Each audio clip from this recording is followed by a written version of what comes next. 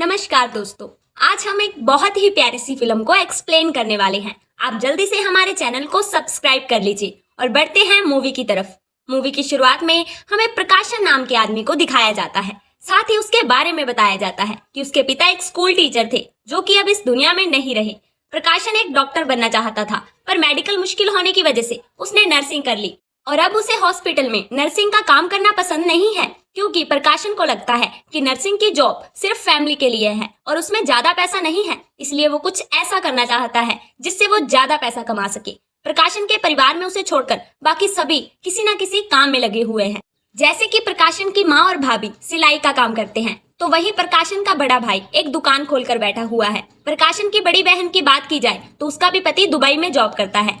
अब समय के साथ प्रकाशन सिर्फ स्टाइल के लिए अपने नाम को PR आकाश में बदल देता है। इसलिए दोस्तों, अब हम उसको आकाश ही बुलाएंगे। अब एक दिन आकाश का एक दोस्त शादी के लिए लड़की देखने जाता है, इसलिए वो आकाश को भी साथ चलने के लिए कहता है। जहां आकाश देखता है कि जिस लड़की से उसके दोस्त की शादी हो रही है वो दिखने में काफी अच्छी है, साथ ही उसके माता पिता भी काफी अमीर हैं। मतलब कि आकाश के दोस्त की शादी एक अच्छे घर में हो रही है। इसलिए जब वो लोग वहां से वापस घर की तरफ जा रहे थे, आकाश अपने दोस्त से कहता है कि ये लड़की तुम्हारे लायक नहीं है। यहाँ आकाश अपने दोस्त के सामने उस लड़की की इतनी बुराई करता है कि वो रिश्ते से इनकार कर देते हैं। ये सब आकाश ने जलन की वजह से किया था। फिलहाल अब आकाश उस लड़की को हर जगह फॉलो करने लगता है, क्योंकि उसे लग रहा था कि उससे शादी करने के बाद मेरी लाइफ सेट हो जाएगी। लेकिन एक दिन वो लड़की आकर कहती है कि अगर तुमने आगे से कभी भी मेरा पीछा किया तो मैं तुम्हारी कंप्लेंट पुलिस में कर दूंगी, समझे। ये बात सुनने के बाद आकाश उसका पीछा छोड़ देता है। इसके बाद एक दिन उससे मिलने के लिए उसकी कॉलेज टाइम की गर्लफ्रेंड सोमाली आती है, जिससे आकाश ने कॉलेज के बाद से ही बात करना बंद कर दिया था, क्योंकि आकाश की तरह उसने भी नर्सिंग की थी। वह आकाश को बताती है कि मुझे जर्मनी में नर्सिंग की जॉब मिल गई है। वो ये भी कहती है कि मेरी सैलरी करीब 3 लाख रुपए होगी और मैं कुछ दिनों में चली जाऊंगी। मैं जाने से पहले अपने सभी पुराने दोस्तों से मिलने के लिए आई हूँ। अब सोमाली की जॉब और जर्मनी के बारे में सोचकर पूरी रात आकाश को नींद नहीं आती, इसीलिए वो जर्मनी जाकर नर्सिंग जॉब करने का फैसला करता है। इसके लिए वो अपने पिता के एक स्टूडेंट गोपाल से मिलने का फैसला करता है, जो कि एक एजेंट का काम करता है और वह आकाश को जर्मनी जाने का प्रोसेस बता सकता है। और अगले दिन आकाश सीधे गोपाल से मिलने के लिए पहुंच जाता है। गोपाल उसे बताता है कि जर्मनी में अगर कोई नौकरी करनी है तो पहले तो जर्मन भाषा आनी चाहिए और आसानी से जर्मनी जाने के लिए तुम्हें किसी ऐसी लड़की से शादी करनी होगी जिसकी जर्मनी में जॉब हो, ताकि तुम उसके हस्बैंड बनकर वहां जा सको। गोपाल की बातें सुनकर आकाश सोच में पड़ जाता है, लेकिन वो शाम तक अपना फैसला कर लेता है।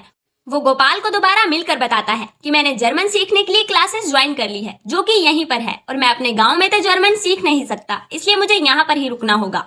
क्या आप मुझे रुकने देंगे? गोपाल भी उसे सिर्फ इसलिए रखने के लिए तैयार हो जाता है क्योंकि जब वो 8th क्लास में था तब उसके पास टूर पर जाने के लिए पैसे नहीं थे और सभी बच्चे जा रहे थे। ये देखकर उस वक्त आकाश के पिता ने अपनी जेब से उसे पैसे दिए ताकि बाकियों की तरह वो टूर पर जा सके। इसी के साथ आकाश सोमाली को भी मैसेज करके पुरानी बातों के लिए सॉरी कहता है और उसे बाहर मिलने के लिए बुलाता है। दरअसल सोमाली का घर भी इसी शहर में है, जो कि आकाश के यहाँ रुकने की असली वजह होती है। आकाश सोमाली से मिलकर उसे प्रपोज कर देता है और कहता है कि मैं तुमसे हमेशा प्यार करता था और जब उस दिन मैंने तुम्हें फिर से देखा तो मेरे दिल की धड़कन अचानक से तेज हो गई। आकाश की बातें सुनकर सोमाली भी शर्मा जाती है और साथ ही उसके प्रपोज को भी एक्सेप्ट कर लेती है। दोनों काफी समय साथ में बिताने लगते हैं और एक दिन मौका देखकर आकाश सोमाली से कहता है, अगर तुम जर्मनी चली जाओगी तो मेरा तुम्हारे बिना दिल नहीं लगेगा। अब मैं एक पल के लिए तुमसे दूर नहीं रह सकता और हमें कभी ना कभी तो शादी करनी होगी।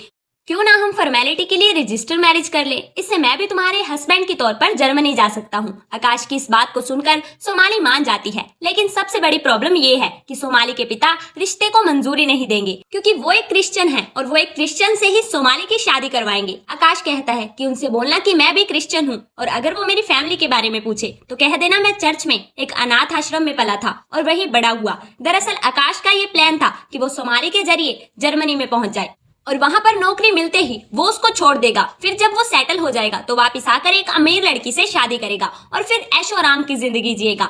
ये बात वो गोपाल को बता रहा था। तभी वो देखता है कि गोपाल की बीबी बच्चे गोपाल से मिलने के लिए आए हैं। इधर सोमाली अपने घर वालों को ठीक वैसा ही कहती है जैसा कि आकाश ने बोलने के लिए कहा था। उसने अपनी फैमिली में आकाश का नाम जोसेफ बताया था। अब आकाश उन लोगों से मिलते ही उन्हें इम्प्रेस कर देता है, साथ ही अब उन लोगों के लिए काफी चीजें भी करता है। उसका ज्यादातर समय सोमाली और उसके परिवार के साथ बीतता है और सोमाली के घर वाले आकाश और सोमाली के रिश्ते के लिए भी मान जाते हैं। फिर एक दिन आकाश को पता चलता है कि सोमाली को वीजे के लिए और 3 लाख रुपए की जरूरत है, जिसके लिए सोमाली के पिता ने अपना घर बैंक के पास गिरवी रखने का मन बनाया है। मगर ये घर सोमाली की आंटी का है। उन्होंने ये घर सोमाली के परिवार को गिफ्ट दिया था। फिर वो सब कुछ छोड़कर इटली में जाकर रहने लगी। अब वो उनके साइन के बिना ये घर गिरवी नहीं रख सकते। लेकिन मुश्किल तो ये थी कि वो इटली से अगले महीने ही आएंगी, तब तक वीजे की आखिरी डेट निकल जाएगी। इसलिए सोमाली बहुत ज्यादा रो रही थी। अब आकाश उसे चुप करवाता है और कहता है कि मैं तुम्हें 3 लाख रुपए कहीं से ला कर दूंगा, परेशान मत हो। पैसे के लिए आकाश सबसे पहले अपनी बाइक बेचता है, मगर फिर भी पैसे कम थे, इसीलिए वो अपनी बड़ी बहन के पास पैसे मांगने के लिए जाता है। लेकिन वो उसे पैसे देने से मना कर देती है। फिर आकाश अपनी माँ के पास जाता है तो जो कुछ पैसे उसकी माँ और भाभी ने अपनी कमाई से बचाए हुए थे वो आकाश को दे देती है। पैसे अभी भी कम पड़ रहे थे, इसीलिए बाकी के पैसों के लिए वो गोपाल के पास जाता है। गोपाल कहता है कि मेरे पास इतना पैसा तो नहीं है, अगर मेरे पास पैसे होते तो मैं तुम्हें पैसे जरूर देता। फिर आकाश कहता है कि आप अपनी बीवी का वो नेकलेस गिरवी रखकर मुझे पैसे दे सकते हैं, और जैसे सोमाली की आंटी आ जाएगी वैसे ही मैं आपके पैसे वापस कर दूंगा।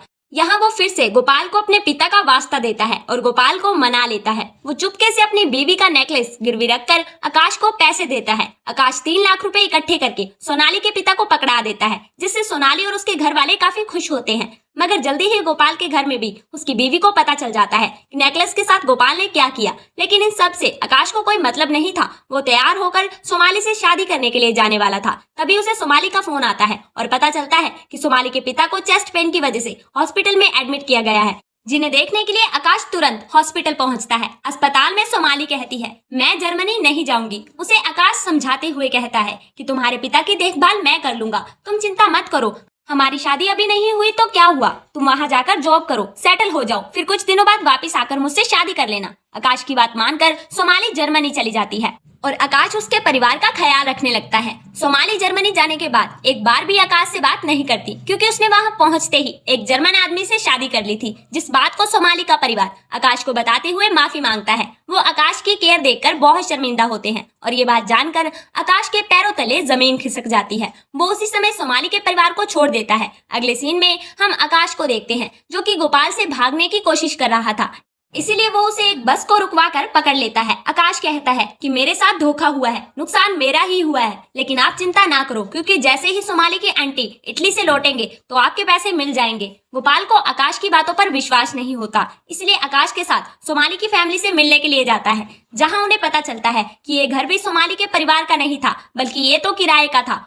और जब कई महीनों से वो लोग किराया नहीं दे पाए तो चुपचाप इस घर को छोड़कर चले गए। मतलब कि यहाँ जो चीज आकाश करना चाहता था वो सोमाली के परिवार ने उसके साथ ही कर दी। ये देखकर गोपाल काफी हंसता है और कहता है कि आज से तुम मेरे लिए काम करोगे जब तक तुम नेकलेस के पैसे नहीं चुका देते। आकाश के पास भी और कोई रास्ता नहीं था, इसलिए वो मान जाता है। आकाश से गोपाल मजदूरी से लेकर खेती तक सारे मेहनत वाले काम करवाता है, जिसे करके आकाश बिल्कुल भी खुश नहीं होता, पर वो कुछ कर भी नहीं सकता था। ऐसे ही एक दिन गोपाल आकाश से कहता है कि तुमने नर्सिंग की है तो मेरे पास नर्सिंग वाला एक काम है, जिसमें तुम्हें एक 10th क्लास की लड़की को दवाइयां और इंजेक्शन टाइम पर देने होंगे, यानी कि पेशेंट केयर।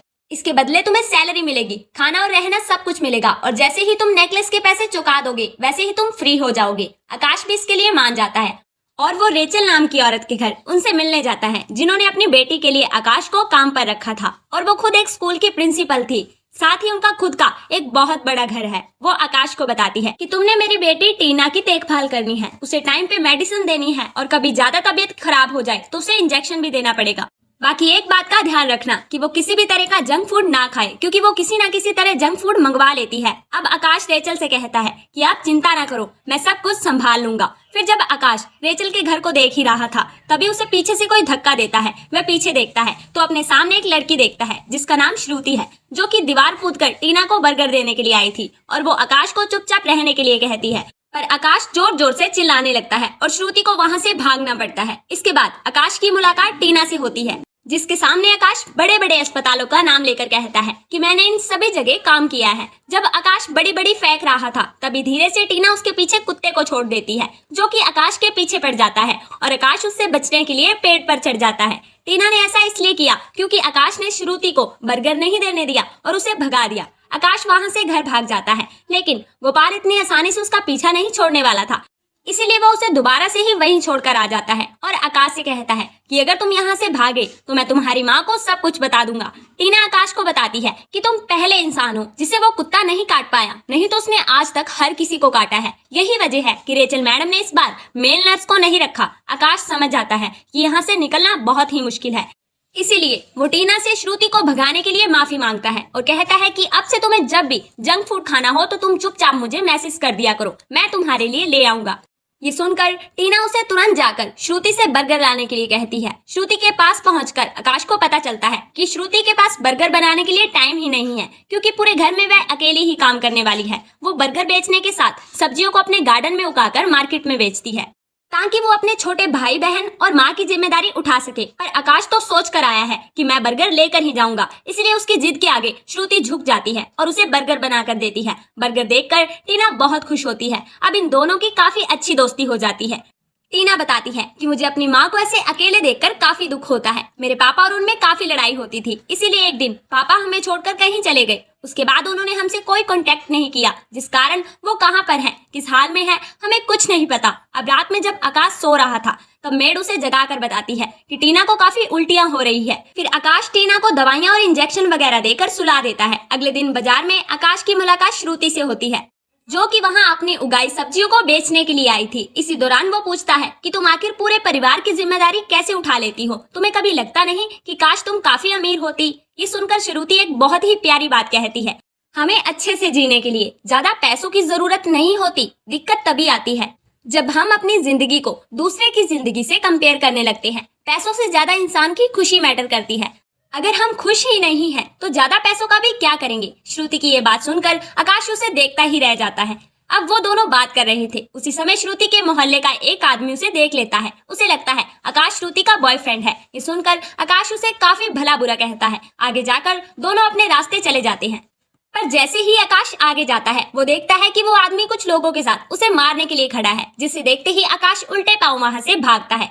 लेकिन वो सभी लोग आकाश के पीछे पड़ जाते हैं। फिर आकाश उन्हें चकमा देकर श्रुति के घर आ जाता है। आकाश को जब श्रुति देखती है तो वह बताता है कि मैंने उन लोगों को बहुत मारा और जब उनमें से एक ने पुलिस को कॉल कर दिया तो मुझे वहां से भागना पड़ा। श्रुति वैसे तो असली बात को समझ चुकी थी, इसीलिए वह आकाश को देखकर मुस्कुराती है और उसे पानी देने के बाद दूसरे रास्ते जाने के लिए कहती है। फिर जब आकाश घर पहुंचता है तो टीना उससे पूछती है, उन लोगों ने तुम्हें ज्यादा तो नहीं मारा? मतलब कि टीना को श्रुति ने सब कुछ बता दिया था। टीना कहती है कि पिछले 6 महीने से मैं स्कूल ही नहीं गई, तब से श्रुति ही मेरी एक लौती दोस्त है, वो मुझसे हर बात शेयर करती है। आकाश ये हंसते हुए कहता है कि मैं अपने कॉलेज में रनिंग का चैंपियन था, इसीलिए मैं उनसे बचकर भागने में कामयाब हो गया। ये सुनकर टीना काफी हंसती है। टीना आकाश को बताती है कि मेरे हर बर्थडे पर मेरे पापा मुझे कहीं ना कहीं लेकर जाते थे, जैसे कि कभी लंदन, पेरिस और जर्मनी। जर्मनी का नाम सुनते ही आकाश कहता है कि मैं भी वहां जाने वाला था, पर मेरे साथ धोखा हो गया, जिस वजह से मैं जा नहीं पाया। आकाश टीना से पूछता है कि तुमने इतने सारे देश देखे हैं,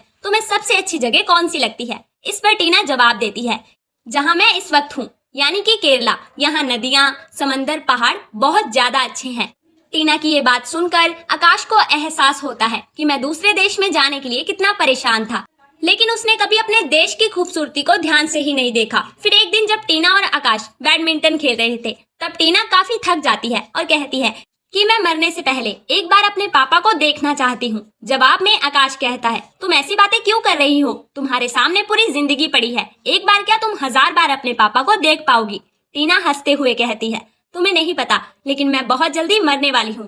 टीना जब ये सब कह रही थी तभी आकाश देखता है कि उसके कान से खून बह रहा है, इसीलिए वो फौरन डॉक्टर को बुलाता है, जो कि टीना को देखने के बाद दवाइयां देता है। फिर आकाश डॉक्टर से पूछता है कि आखिर टीना को क्या हुआ है। वो कहते हैं कि टीना को ब्रेन ट्यूमर है और अब वो ट्यूमर ऐसी स्टेज में पहुंच गया है कि उसका इलाज दुनिया में कहीं भी नहीं हो सकता। इस बच्ची की जान कभी भी जा सकती है, इसीलिए इसका ख्याल रखो। ये बात जानकर आकाश की आंखों में आंसू आ जाते हैं, जिसे टीना ऐसे देखकर कहती है कि मुझे नहीं पसंद कि कोई मुझ पर तरस खाए, इसी वजह से मैंने जिद करके मम्मी को स्कूल जाने के लिए बोला, ताकि वो अपने काम में बिजी रहे, ना कि मुझे 24 घंटे देख देख कर रोती रहे। आकाश टीना को यहाँ पर एक स्टोरी सुनाता है। वो कहता है कि अमेरिका में एक बार एक बच्चे को कैंसर हुआ था। डॉक्टर ने कहा कि मुश्किल से 1 महीना जिंदा रह पाएगा। अब ये बात सुनकर बच्चे ने डिसाइड किया कि वो अपनी बची हुई लाइफ में जिंदगी में वो सभी चीजें करेगा जिससे उसे खुशी मिलती है और वह बहुत सारी हंसने वाली मूवी देखता है। पहले 1 महीना, फिर 2 और फिर पूरे 6 महीने बीतने के बाद उसे कुछ नहीं हुआ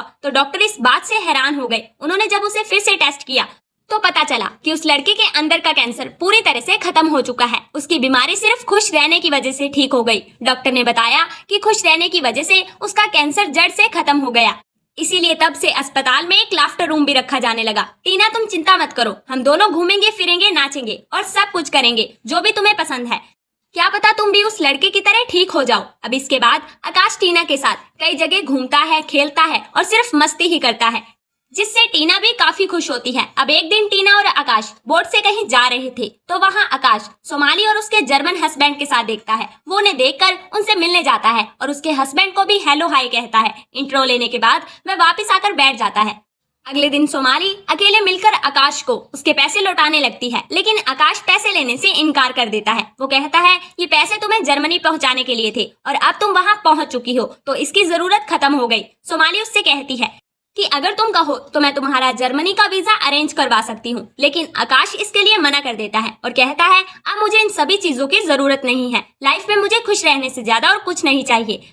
पहले तो मैं पागल था जो इन सभी चीजों के पीछे भाग रहा था। इतना कहकर आकाश वहाँ से चला जाता है और सोमाली उसे देखते ही रह जाती है। इसके बाद आकाश टीना को खुश रहने के लिए उसके स्कूल के दोस्तों को घर बुलाता है, जिनके साथ टीना काफी एंजॉय करती है और समय समय पर श्रुति भी टीना के साथ वक्त बिताने के लिए आती रहती है। लेकिन एक दिन जब वो टीना को जोक सुना रहा था तो अचानक टीना की हंसते हंसते मौत हो जाती है, जिस घटना को आकाश झेल नहीं पाता। सभी टीना के जाने से काफी दुखी थे।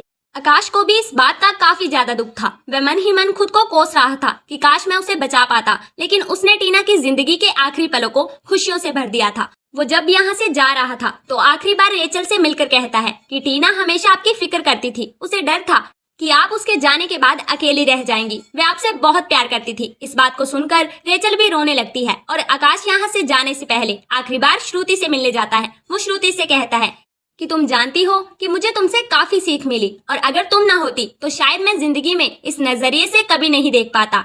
टीना ने भले ही मेरे सामने दम तोड़ा हो, पर मुझे इस बात की खुशी है कि मैं उसको आखिरी समय में इतना खुश रख पाया, उसका ख्याल रख पाया। ऐसा करके मुझे अंदर से कितना अच्छा लग रहा है वो मैं तुम्हें बता नहीं सकता। इसीलिए मैंने डिसाइड किया है कि अब चाहे मुझे जिंदगी में कितना भी कम पैसा मिले, लेकिन मेरे लिए सिर्फ एक चीज ही मायने रखती है और वो है मेरे मन की खुशी। फिल्म के आखिरी सीन में हम कुछ दिनों बाद आकाश को एक हॉस्पिटल में नर्सिंग का काम करते हुए देखते हैं, जिससे मिलने के लिए श्रुति आई हुई थी। आकाश श्रुति से कहता है चलो हम कैंटीन से कुछ खाते हैं। वो दोनों जब जा रहे होते हैं श्रुति को उसकी एक दोस्त मिलती है जिसके पिता भी इसी हॉस्पिटल में एडमिट थे। श्रुति अपनी सहेली को कहती है ये है मेरा दोस्त आकाश, लेकिन आकाश बोलता है आकाश नहीं, मेरा नाम प्रकाशन है। और यहीं पर ये मूवी खत्म हो जाती है। दोस्तों, आपको ये मूवी कैसी लगी हमें कमेंट करके जरूर बताइए और हमारे चैनल को भी सब्सक्राइब कर लीजिएगा। धन्यवाद।